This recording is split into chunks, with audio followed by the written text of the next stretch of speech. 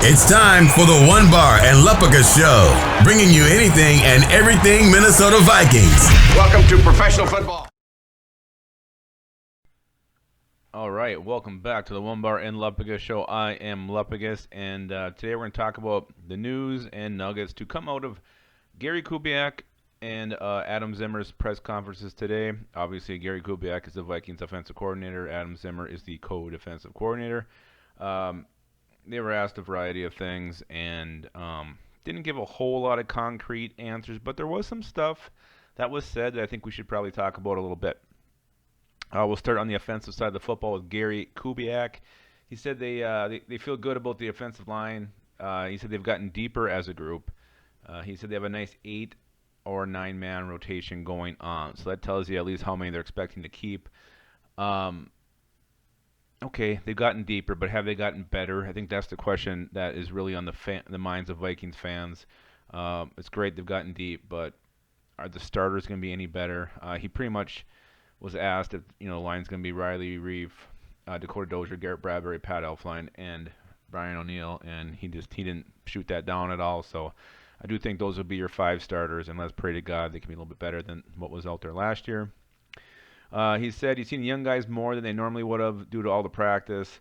He was just kind of asked about, with this weird situation with Corona and no exhibition games, how do you feel about cut day coming up? And do you feel like you've, had enough to see these guys to make the right decision?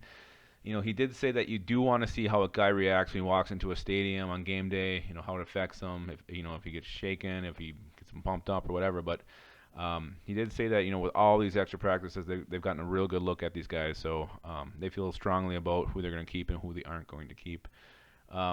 He did mention that there's a few positions still up for grabs, and they're going to create situations in practice to help them kind of make the final separation. So that was interesting because, that's kind of what that last preseason game is, which would have been tonight.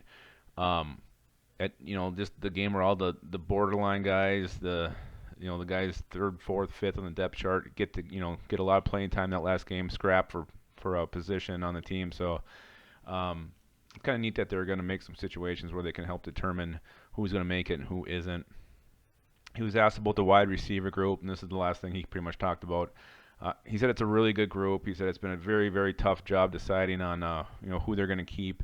But he also praised the whole group, to make their decision that tough. He did mention some specific names, and I think it's worth saying who he talked about. By name, he mentioned Tajay Sharp, Adam Thielen, Alexander Hollins, Chad Beebe, Justin Jefferson, B.C. Johnson, and he even mentioned Dan Chisena about him bouncing back from wide receiver to safety back to wide receiver. So take that for what it's worth. That doesn't mean these guys are locks to make the team. But it is kind of interesting that he flat out named these guys. He didn't name Courtney Davis, which he didn't name KJ Dillon. Again, this doesn't mean this is who they're keeping, but again, it's just something it was interesting, to say the least. All right, let's move on to the defensive side of the football. Adam Zimmer came in. First thing he did before even being asked a question, he just said, how happy and thankful he was that Cameron Smith had a successful heart surgery. And he did say that that guy has been already joining the Vikings in their virtual meetings. So Cam Smith wants to be in there, wants to be around the guys. Who knows if he'll ever play again, but the fact that he is joining the virtual meetings is a pretty cool thing. Speaking of linebackers, he said Troy Dye has developed nicely. He mentioned how he can play multiple positions. He also said Hardy Nickerson has picked up the scheme quickly, and he likes his versatility. So he mentioned versatility too, with Dye and Nickerson. So I bet you these two guys are guarantees to make the team. If they do keep 6, who that 6th linebacker would be is kind of the question at this point. But who knows? Maybe they only keep 5. He said they feel they have a good idea for all these young players and who they are.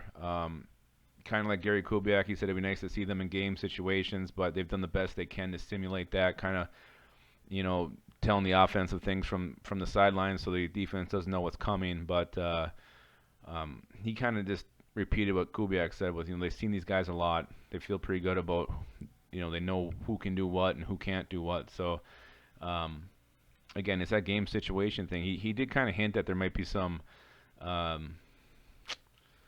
I don't know, getting used to when it comes to being in a hostile environment, being on a new field, being on that big stage. But for the most part, he feels these young players will be ready.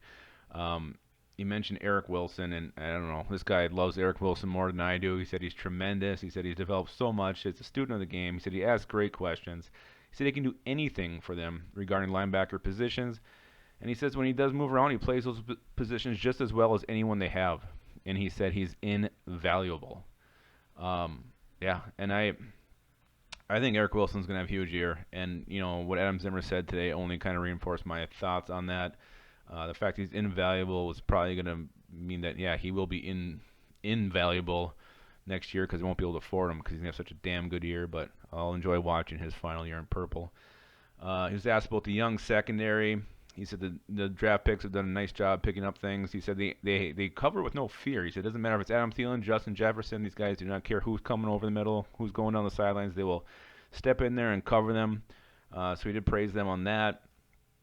He said he is not looking forward to cut day, as he's formed relationships with these young players. And it's tough to say goodbye and to end that, to sever those ties.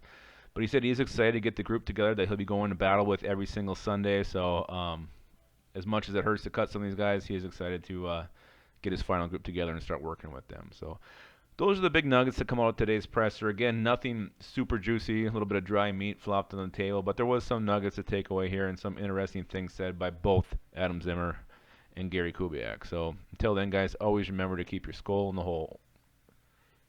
Keep your skull in your hole. Keep it in any hole.